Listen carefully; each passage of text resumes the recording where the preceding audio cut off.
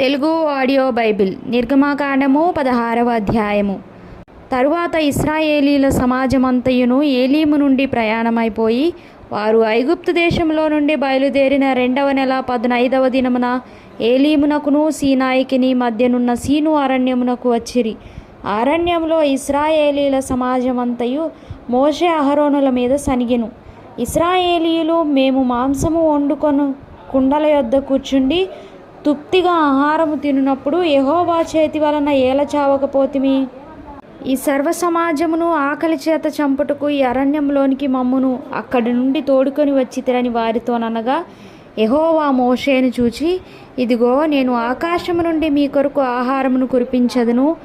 వారు నా ధర్మశాస్త్రము అనుసరించి నడుతురో లేదో అని నేను వారిని పరీక్షించినట్లు ఈ ప్రజలు వెళ్ళి ఏనాటి భత్యము ఆనాడే కూర్చుకొనవలెను, మరియు 6వ దినమున వారు తెచ్చుకొనిన దానిని సిద్ధపరచుకొనవలెను. వారు దినదినమున కూర్చుకొని దానికంటే అది 2 అంతలై ఉండవలెనెను.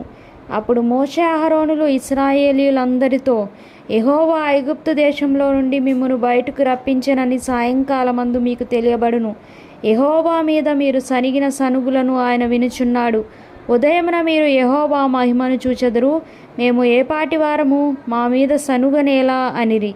మరియు మోషే, మీరు తినుటకై సాయంకాలమున మాంసమును ఉదయమున చాలినంత ఆహారమును యెహోవా మీకియ్యగను.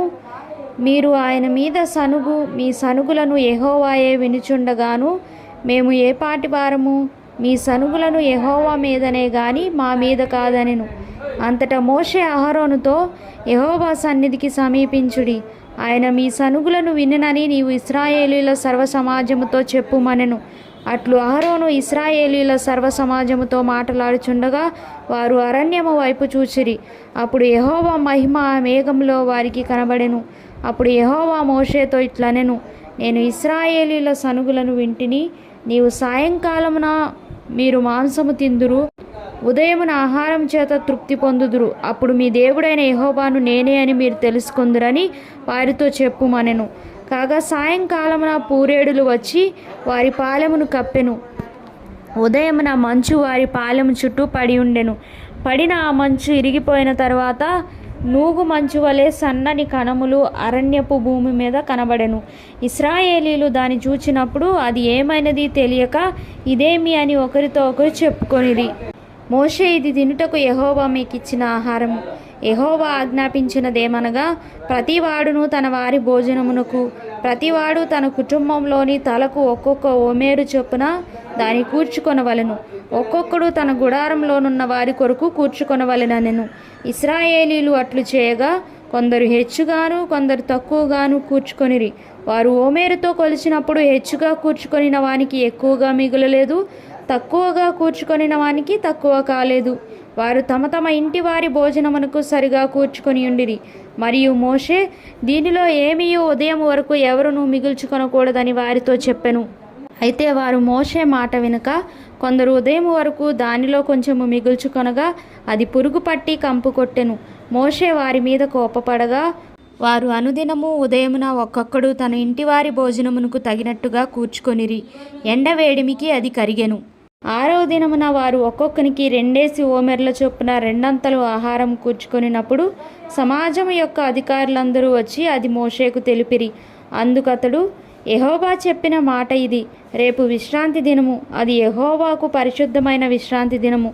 మీరు కాల్చుకొనవలసినది కాల్చుకొనుడి, మీరు వండుకొనవలసినది వండుకొనుడి. ఉదయం వరకు మిగిలినదంతయు మీ కొరకు ఉంచుకొనుడని వారితో చెప్పెను. మోషే ఆజ్ఞాపించినట్లు వారు ఉదయం వరకు దాన్ని ఉంచుకొనిరి. అది కంపు కొట్టలేదు, దానికి పురుగు పట్టలేదు. మోషే, నేడు దాని తినుడి, నేటి దినము యెహోవాకు విశ్రాంతి దినము, నేడు అది బయట దొరకదు. 6 దినములు దాన్ని కూర్చుకొనవలెను, విశ్రాంతి దినమున అనగా 7వ దినమున అది దొరకదనెను. అట్లు జరిగెను. ప్రజల్లో కొందరు 7వ దినమున దాన్ని కూర్చుకొన వెళ్ళగా వారికి ఏమీ దొరకకపోయెను. అందుకు యెహోవా మోషేతో ఇట్లనెను, మీరు ఎన్నాళ్ళ వరకు నా ఆజ్ఞలను నా ధర్మశాస్త్రమును అనుసరించి నడువనొల్లరు?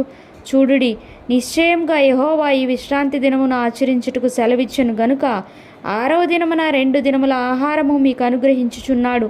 ప్రతివాడును తన తన చోట నిలిచి ఉండవలెను. 7వ దినమున ఎవడునూ తన చోట నుండి బయలు వెళ్ళకూడదు. కాబట్టి 7వ దినమున ప్రజలు విశ్రమించిరి. ఇశ్రాయేలీలు దానికి మన్నా అను పేరు పెట్టిరి. అది తెల్లని కొత్తిమీర గింజ వలె నుండెను. దాని రుచి తేనెతో కలిపిన అపూపముల వలె నుండెను. మరియు మోషే ఇట్లనెను, యెహోవా ఆజ్ఞాపించినదేమనగా, నేను ఐగుప్తు దేశము నుండి మిమ్మును బయటికి రప్పించినప్పుడు అరణ్యంలో తినుటకు నేను మీకిచ్చిన ఆహారమును మీ వంశస్థులు చూచినట్లు వారు తమ యొద్ద ఉంచుకొనుటకు దానితో ఒక ఓమెరు పట్టు పాత్రను నింపుడనెను. కాబట్టి మోషే అహరోనుతో, నీవు ఒక గిన్నెను తీసుకొని దానిలో ఒక ఓమెరు మన్నాను పోసి మీ వంశస్థులు తమ యొద్ద ఉంచుకొనుటకు యెహోవా సన్నిధిలో దాని ఉంచుమనెను. యెహోవా మోషేకు ఆజ్ఞాపించినట్లు ఉంచబడుటకు సాక్ష్యపు మందసము ఎదుట అహరోను దాని పెట్టెను. ఇశ్రాయేలీలు నివసింపవలసిన దేశమునకు తాము వచ్చు 40 ఏండ్లు మన్నానే తినుచుండిరి. వారు కనాను దేశపు పొలిమేరలు చేరు వరకు మన్నాను తినిరి. ఓమెరు అనగా ఏపాలో 10వ భాగము.